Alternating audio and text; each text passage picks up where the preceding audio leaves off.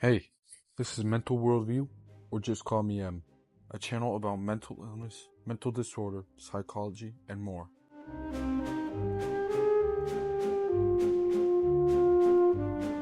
No, I'm not a therapist, psychologist, or psychiatrist, so if any mental health professional sees this, please point out any mistakes, as I am only a boy with a passion, not a certificate. Today, I'm covering a suggestion somebody gave me to make a video about historical figures that might have been neurodivergent or had other sorts of mental disorders or problems. For any of you neurodivergent classical music lovers, you're definitely going to love me talking about this. First, I want to talk about Wolfgang Amadeus Mozart. Mozart is loved by many around the world. I love classical music, so this is definitely one I've been wanting to talk about. So yeah, scientists or doctors can't 100% prove that he was in fact autistic, but they agree that he was likely somewhere on the spectrum. It's believed that he had Asperger's syndrome, which is now an outdated term because now we just call it autism. According to GoldenStepsABA.com, Mozart was a child prodigy with such musical memory, they say it was genuinely perfect. He had a very strong issue with loud noises, and I myself sometimes have issues with loud noises. And I personally have friends who happen to be autistic and also really do not enjoy loud noises. They say that loud noises made him physically ill. That's how bad he hated the loud noises. He had great focus, sometimes getting bored or distracted easily with some task he probably found useless to himself. When he was genuinely interested though, he put all his time and effort into it, putting intense concentration into it, and composing whatever he put his mind into faster than anyone else could.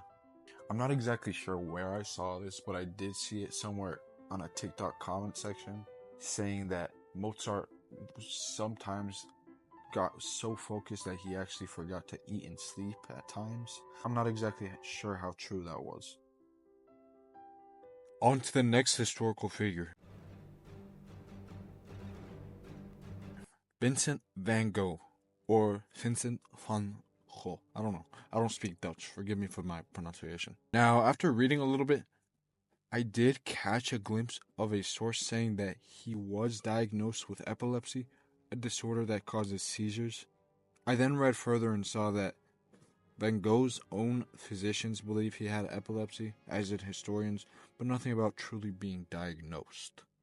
It was also believed that he suffered from bipolar disorder, acute intermittent porphyria, lead poisoning, absinthe intoxication, sunstroke, digitalis toxicity, and Meniere's disease. According to the National Library of Medicine, the symptoms were poor digestion, regular stomach upsets, hallucinations, nightmares, stupor, absent-mindedness, and anxiety, insomnia, impotence. If you're confused with like half the words, don't worry, because I am too. In 1888, he had a seizure attack in Arles and cut his ear off. He was admitted to a hospital where he had his seizure attack, then diagnosed to be suffering from acute mania with generalized delirium.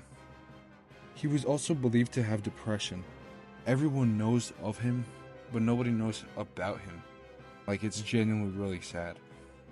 His story is honestly heartbreaking.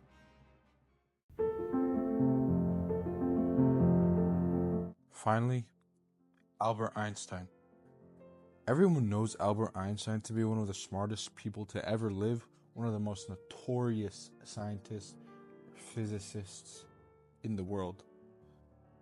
One source says that Einstein didn't speak until the age of 4 and not able to read until the age of 9, but I read a little further and it says that he was actually able to speak in full sentences between ages 2 and 3. Quote, Albert was introduced to his newborn sister when he was 2.5 years old.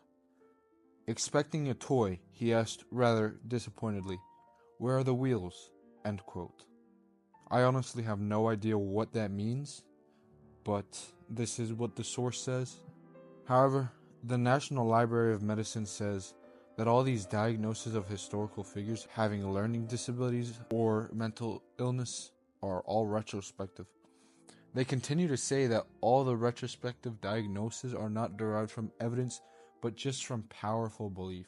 If I'm being honest, there was probably a lot more on Albert Einstein, but I did not read enough. I was in a time crunch, so yeah.